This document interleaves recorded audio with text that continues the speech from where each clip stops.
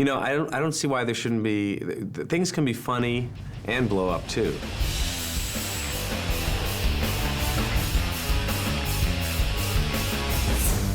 Tropic Thunder, best movie of all time. We're gonna blow this shit up. Woo! We had an explosion that we were doing one day, and it was a pretty big explosion. 90 gallons of gasoline. And we were like all kind of like, whoa, that really blew up. I mean, that's incredible. And our special effects guy was like, yeah, oh, you think that's something? That was 90 gallons. We got 1,600 gallons on Wednesday. It's beautiful!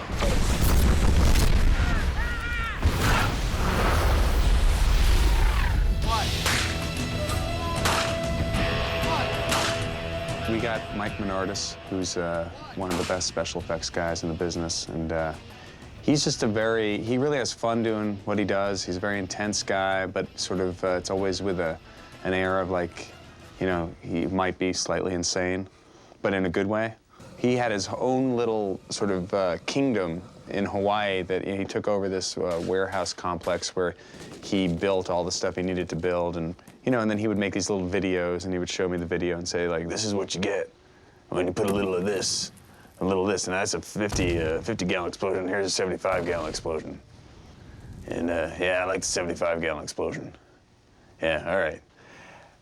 He doesn't talk like that at all. I just like doing that voice.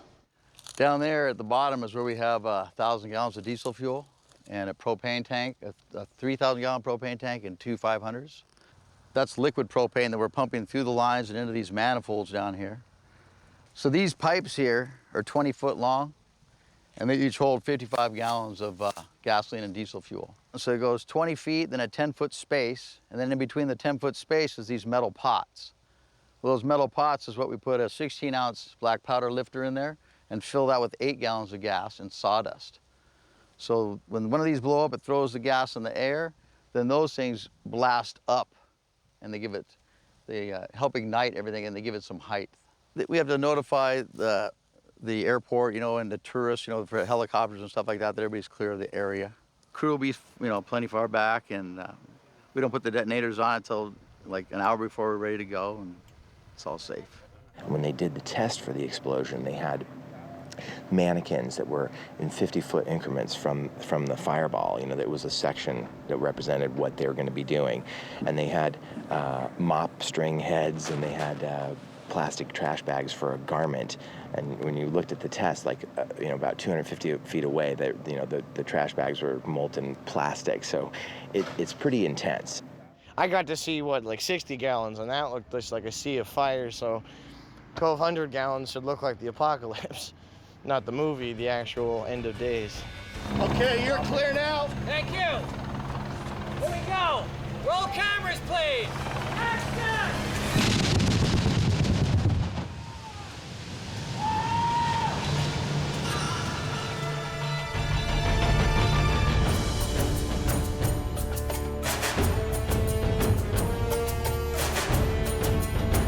We designed the bridge, and then we had it engineered. You know, there's a structural engineer that we sent the plans through and said, look, we want to engineer this bridge so that we can drive a truck over this bridge. And then special effects tried to blow it up. Blow the bridge! Blow the fucking bridge! It's basically a real bridge, timber and steel plate connection. So it's not really a movie set.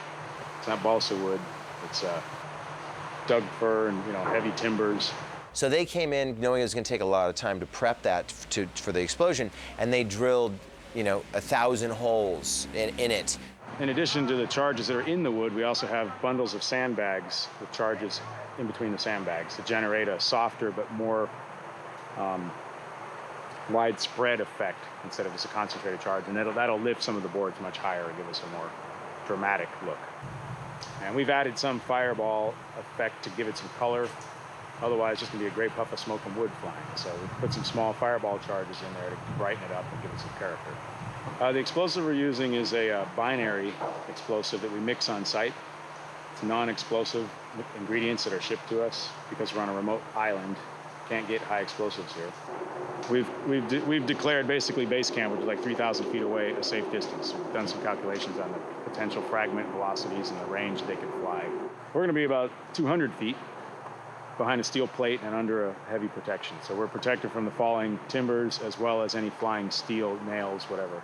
That was crazy. We had about 9 cameras going, including 1 camera up in a chopper. It's also at the end of the chute of the compound because obviously, you know, once we got to that part and we blew up the bridge, then we couldn't shoot there anymore. It's going to be great in the film. It looks amazing. It's a very cool bridge, a very cool design.